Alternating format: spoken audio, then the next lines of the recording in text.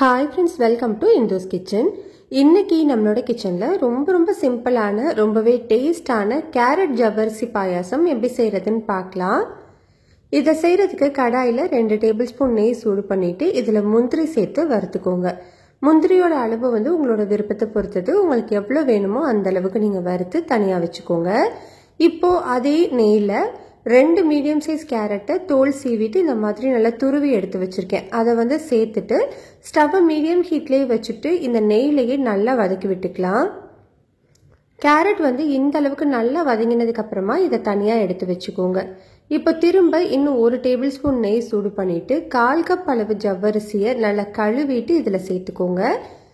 நெய்லேயே ஒரு 3லேருந்து 4 நிமிஷத்துக்கு நல்லா வறுத்து விட்டுக்கணும். இந்த அளவுக்கு வறுபட்டதுக்கு அப்புறமா இதில் 2 கப் அளவு தண்ணி சேர்த்துக்கோங்க. ஸ்டவ்வை மீடியம் ஹீட்லேயே வச்சுட்டு ஒரு 15 நிமிஷம் நல்லா குக் பண்ணிக்கலாம். ஜவ்வரிசி பாருங்க இந்த அளவுக்கு நல்லா வெந்து வந்திருக்கணும். இந்த அளவுக்கு வெந்ததுக்கு அப்புறமா இதில் 1/2 லிட்டர் அளவு காய்ச்சி ஆற வச்ச பால் சேர்த்துக்கோங்க. பால் நல்லா திக்கான பாலாக சேர்த்துக்கோங்க.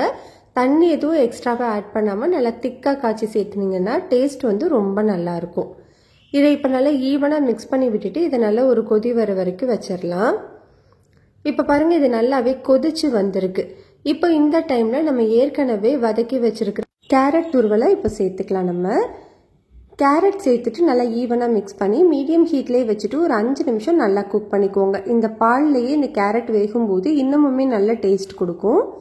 கேரட் நல்லா வெந்து வந்ததுக்கு அப்புறமா இதில் 10 பாதாமை சுடு தண்ணியில் ஒரு 15 நிமிஷம் ஊற வச்சுட்டு தோல் எல்லாமே எடுத்துட்டு கொஞ்சமாக தண்ணி விட்டு நல்லா பேஸ்ட்டாக அரைச்சி சேர்த்துக்கலாம். இப்படி பண்ணும்போது நம்மளுக்கு பாயாசம் திக்காகவும் இருக்கும், நல்லா க்ரீமியாக டேஸ்ட்டாக இருக்கும் சாப்பிட்றதுக்கு.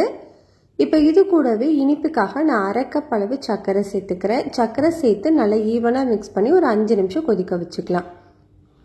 இந்த மாதிரி இது நல்லா கொதிச்சு வரும்போது நம்ம ஏற்கனவே வறுத்து வச்சிருக்கிற முந்திரி சேர்த்துக்கலாம். இது கூடவே ஒரு 1/4 கப் அளவு கண்டென்ஸ்டு மில்க் சேர்த்துக்கிறேன். கண்டென்ஸ்டு மில்க் சேர்க்கும் போது டேஸ்ட் ரொம்ப நல்லா இருக்கும். இது இல்லை அப்படின்னா இன்னும் 2 டேபிள் ஸ்பூன் அளவு சர்க்கரை மட்டும் நீங்கள் எக்ஸ்ட்ரா சேர்த்துக்கோங்க, சரியா இருக்கும். இப்போ இதை நல்லா மிக்ஸ் பண்ணி ஒரு கொதி வந்தோன்னா ஆஃப் பண்ணிடலாம்.